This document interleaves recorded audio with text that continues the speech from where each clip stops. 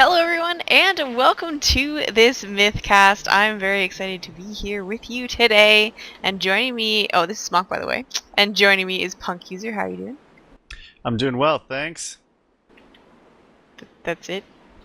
Yeah, I'm excited to see this game. I haven't watched this series yet, and so I'm interested to see what happens. Yep, for sure. This is a Myth World Cup 2011 matchup. We're in round 3 here, and this is between R3, as you can see down in the bottom here in the south. They are going to be playing the white team is R3, and let me see what players we got here. We got Rat King, Wismith, Reekfish, Cremacy, and Spike. So they're going to try and get things going here. I believe this is the second of 5 matches in this matchup. And over in the top here, we have Team Zanga, played by Heldorfer. Awesome name. And Pierfil? I don't even know. Jippo? Like, there's no need for all that. Okay. And then Chef and Killer King. Those ones are easier to say. And they're going to be playing in the pink, ugly, coralish color up here. Those, I have to say, those Thrall look pretty ridiculous in that color. Yeah, those don't exactly strike fear into one's heart. No, not too much. In either case, this is a Assassin's map, I believe.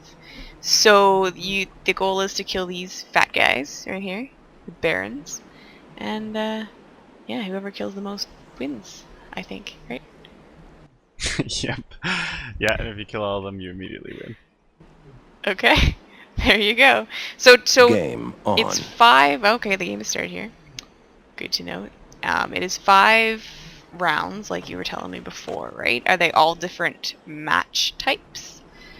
I think they are this round. There's no guarantee that they are, but I think Grim normally tries to set them up that way. But I'm pretty sure this is the only assassin one this round, so... I actually would fill in who won the first match, but I don't actually know. I haven't watched that yet, so we're going in with no knowledge of who's going to win this one either. Alright, and for you myth noobs out there, and I hope there are some that are watching this and they're like, what the hell is this awesome game? And I want to play it. Well, that is a very good question, little nooblet, and you can go to Project Magma and download the game. And anyway, if you're watching this for the first time and you don't know what these guys are doing, why they're healing their own units, they are picking up pus on the Gaul, and pus is awesome because you can chuck it at people and it freezes them and does all kinds of weird crappy things to them. Yep, for sure. So pus is a pretty common strategy in terms of unit trading value. It is fairly expensive because it costs a heal. You need the gall, and you need you're actually killing one of your own units on the whites there. But the value of being able to throw something at people, which explodes and freezes everyone around it, is high enough that it's quite a normal strategy on assassin, especially because this means that Gull, being the fastest unit, can run down the assassin targets, and if they have pus, they can just take them out right away. So. Now, excuse me for being a noob, how do I make my mini-map bigger? Shift, left click, and drag. Alright, there we go. Apologies for that. So what's the general strategy for assassins here? Do you want to keep them grouped up, do you think? Or do you want to spread them out and kind of try and hide them across the map? Or what? You know, different people do different things. I've seen the like hide it behind a tree or hide it on the corner of a map and hope they don't find it thing. But that's a bit of a risky strategy to play in a tournament setting, I'd say. It looks like Zanga is going with a relatively heavy defense. They're leaving their thrall and a whole pile of archers around their targets, and then just sending out little groups of people to try and find the other assassin targets and take them down. And it looks like we've got the other strategy going for R3 here. They've put them in each corner of the map with relatively light defense, just enough defense maybe to defend against Gull. So Yeah. So I'm just looking at the time here. So we have 9 minutes left on the clock. Doesn't seem like there's a lot of time here to kind of mess around. yeah, for a map that's this long, it's a relatively small amount of time. So I think a lot of the action is probably going to happen on the left-hand side here. White has a pretty big force there, so I imagine they'll try to push across here soon, considering that Zanga has no artillery units there and probably just a little bit of pus. Yeah, for sure. So we've got 3 kind of groups of things going on here with the 3 crossing points at least at the river, but no one really is venturing across. We had a small group from R3 go across, but now they're just going to run back like little pussies to their archers. But they're not really facing any range units in the middle there, just Gull and Horse. And we got a little archery going on the left here, but not too much action. Force bottle that's not going to really go off. Yeah, so he's actually doing that on purpose there. If you throw it into the water, it diffuses it. So if you throw it at just the right place, it bounces the bottle off but diffused to the water, so it's sort of like a free satchel charge that you can use to blow up later. Okay. So you see what he did just there a second ago too. He got a diffuse bottle on the ground. Oh, and then we have tried to fling action it at on the the other people. right here, though. Pus is going to go off onto the dwarf. I don't know, one more hit from the Gull that is going to get the kill. Very nicely done there by Killer King. And now we have some more action going down. They're going to chase down this Gull, and the archers are doing the best that they can. Another Pus goes off on the left, but not really gonna do too much. It looks like the middle group is kind of gonna swing around here and try and get something onto Team Zanga, but looks like, oh, they got another Pus thing off onto the archers, so very nicely played. Yeah, that one only hit 1 archer and 1 Gull, so it wasn't quite as nice as the other ones, but he's gonna freeze just himself here on the right. That's unfortunate. That happens fairly commonly with Pus though. Yep, so now this this group of warriors from R3 is going to try and chase down the other ones. So we got some calls of lame Pus coming out. Yeah, one thing to note is that Myth, unlike other RTS games, have a lot of randomness in it, and in particular stuff like Pus. You know, sometimes it doesn't go off, sometimes it bounces, sometimes it goes off when it hits stuff, sometimes it bounces back at you. Oh, there was a clever combo there. Did you see what happened there? So one of the Gull had an unlit dwarf bottle that he threw first, and then he set it off using the Very nice. using the Pus, but it didn't actually do a ton of damage, unfortunately. Did pause them there long enough, maybe for the Gull to be able to catch up. You're gonna get a couple hits on that one guy. So, sorry, Mr. Dude. Steve gonna take the fall there for his teammates. But yeah, yes, you can see Team R3 here is pushing up, and trying to flank this middle group in the middle here. That was well phrased. Good job, Smock. 6 minutes left here on the clock. Looks like these archers and dwarf are gonna get run down in the middle unless they pull something amazing out of their asses. Oh, the Pus did not go off like you were talking about earlier. But this Heron Guard looks like it's gonna be able to chop his head nonetheless. Axe to the face.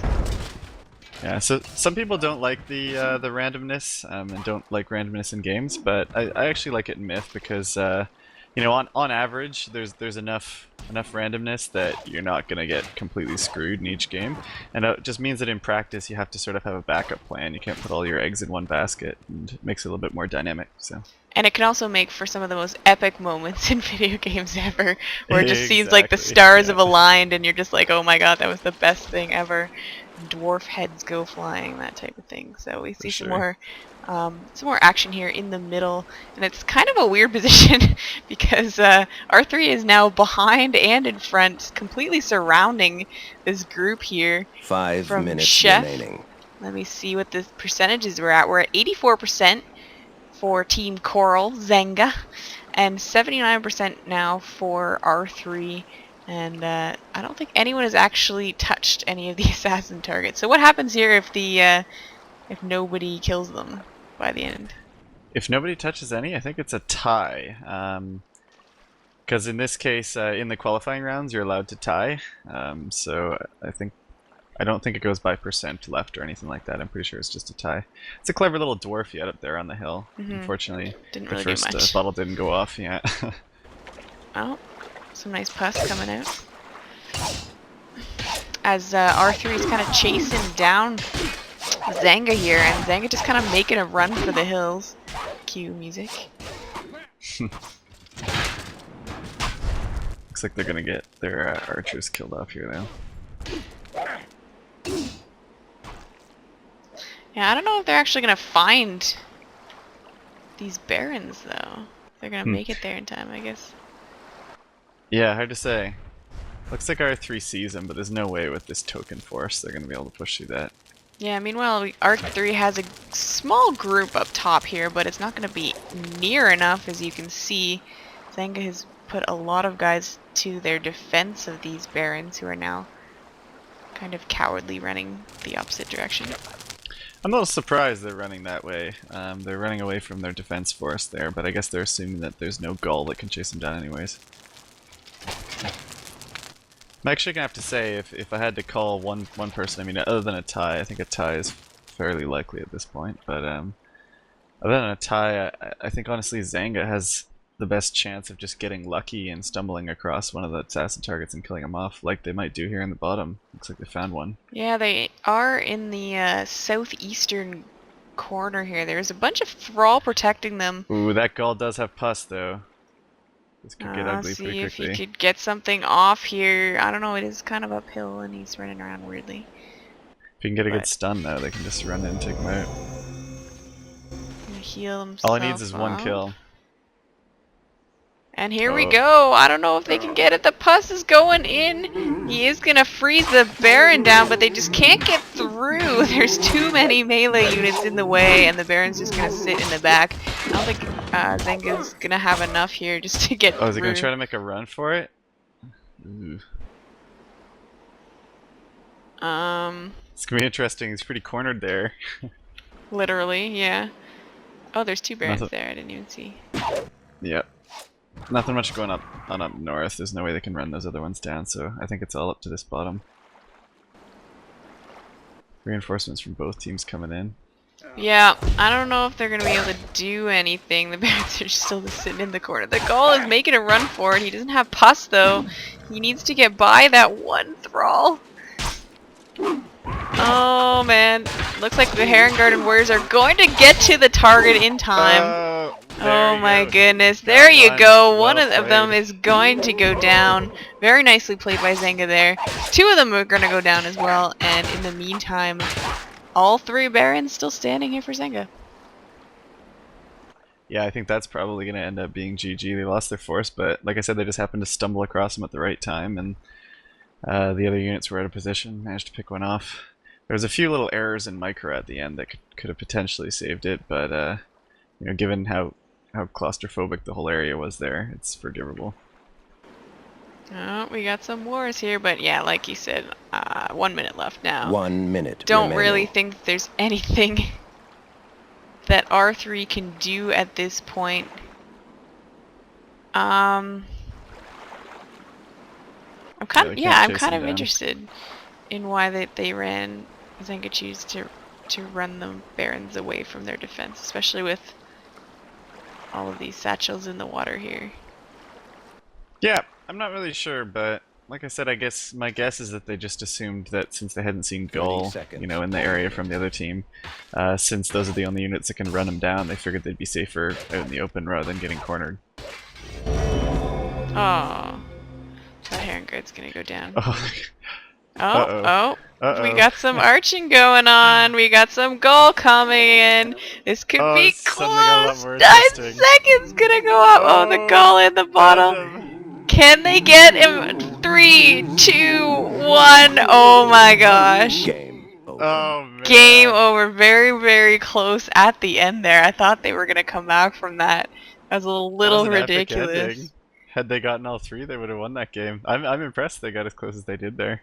Yeah, well, there you go. So well played from R3. They will take this match, and this is game 2, as I said. So congratulations to them. Any final thoughts? No, that was an interesting game. All right. Well, thank you very much for joining me. Thank you guys for watching, and we'll catch you soon.